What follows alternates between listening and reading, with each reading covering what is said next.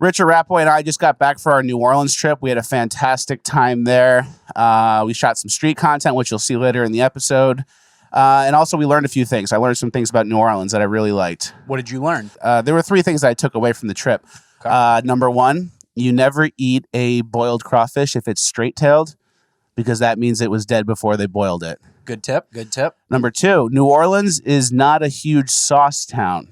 So a lot of the food they give you, the po' boys and the sandwiches, they kind of just put ketchup and mayo and lettuce and tomato. They're not really going above and beyond with the sauces. So it's kind of on you to do that. No aiolis, no sort of like hybrid sauces. Yeah, it just seems like they're really focused on what's in between the bread, like the meats and the fried shrimp and the fish or whatever, the oysters.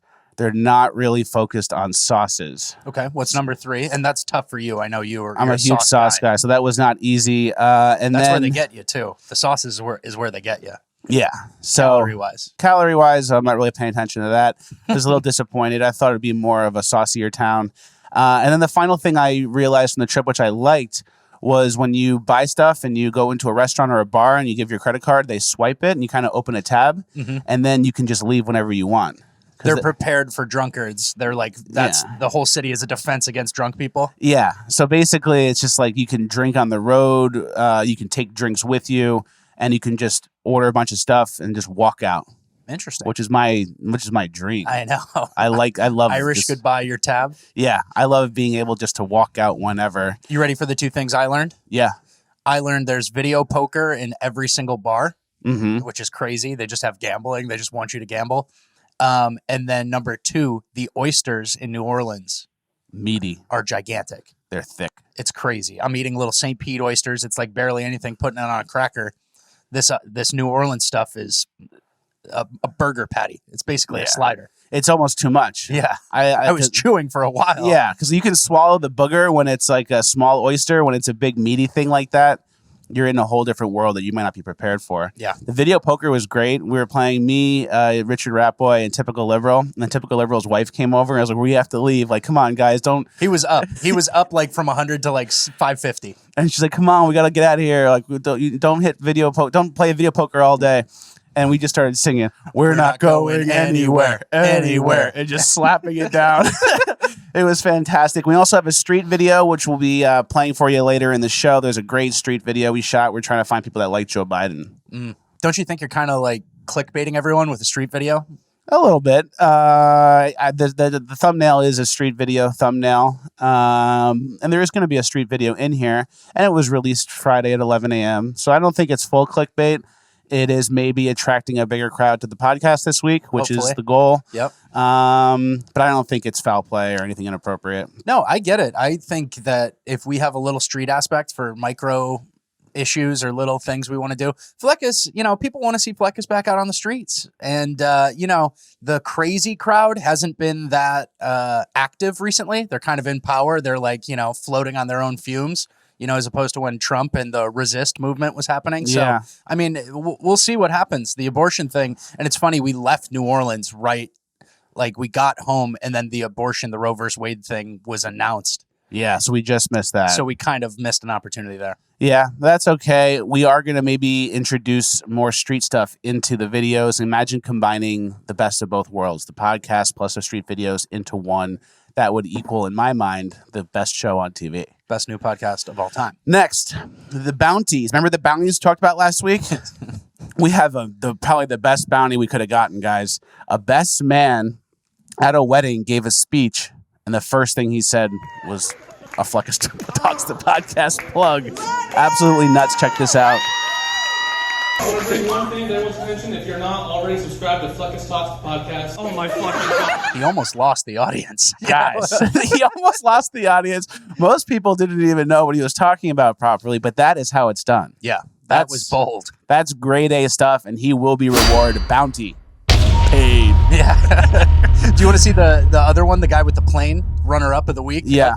Unfortunately, this guy would have won any other week. Oh, yeah. But the wedding guy. So. Here he is. Best way to watch Fleckus while driving a plane. I think it's called flying. But while flying a plane.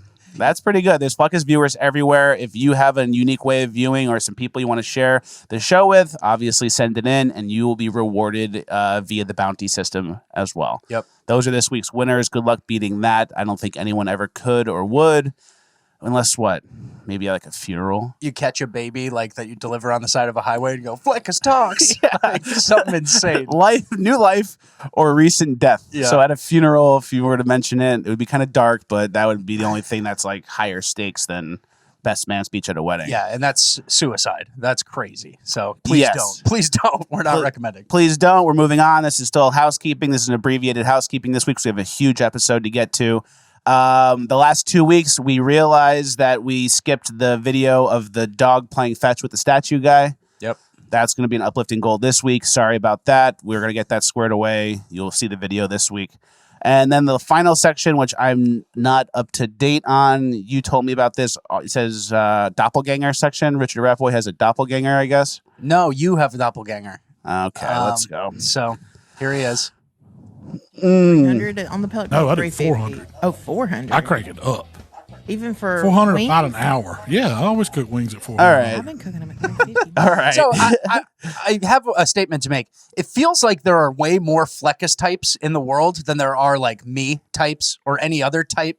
Like, you have a wide range. Anybody who's generally big with a beard can fall into you. DJ Khaled, this barbecue guy.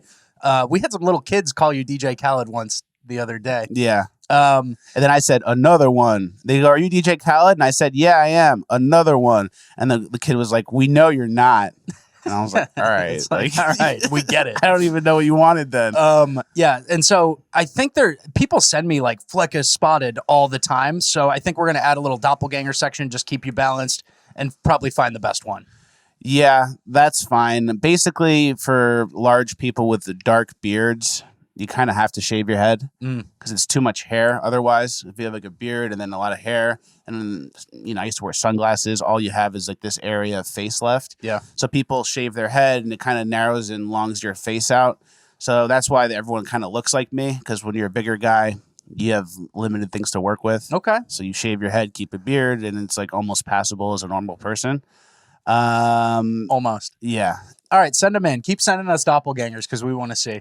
And if you don't want to meet, people in the comments are always like, yo, Richard Ratboy, you're like this World of Warcraft guy on a YouTube channel. Yeah. Good for you. I don't like that stuff. There is also this workout guy. I think his name's Grizzly. He's like this gigantic person from somewhere in like Eastern Europe. Yeah, his Instagram is Kappa Kulik, and he goes by Grizzly, and he's a Fleckus type. And he's not like fully me because he's like I think he's 420 pounds and just an absolute muscle strength meat guy. So it's like if you grabbed me in the top right corner and dragged and like stretched me out Control like shift 1.4, it would kind of look like that. This guy and his buddies are doing these workouts that I want nothing to do with. Let's just roll some. One of them is a single leg press using an Olympic bar, which is just like barbell single leg press. How do you even get that on top of yourself? And then what? And then you bring it down. Other guys doing like squats that start with the bar on the ground and you bring it up your back in like the most uncomfortable looking thing ever, picking up like 1,000 pounds. These guys are on some stuff. My problem is it's like these guys are both like kind of strong men or whatever. And imagine watching this and being like, okay, I'm going to incorporate that into my routine and just getting a rotator cuff blown out immediately. Yeah. So. There's one guy who does like overhead presses with like a ton of weight and then just drops the bar and catches it in his elbows. Yeah.